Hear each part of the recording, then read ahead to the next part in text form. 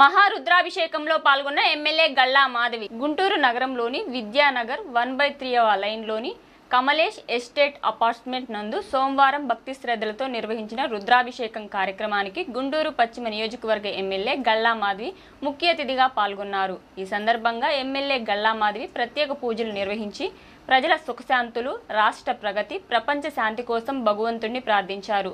MLA Galla Madhavi మాట్లాడుతూ ప్రతి ఇంటి వద్ద ఆధ్యాత్మిక వాతావరణం నెలకొనాలి. ఈ రుద్రాభిషేకాలు సమాజానికి శాంతి, సౌఖ్యాన్ని ప్రసాదిస్తాయి.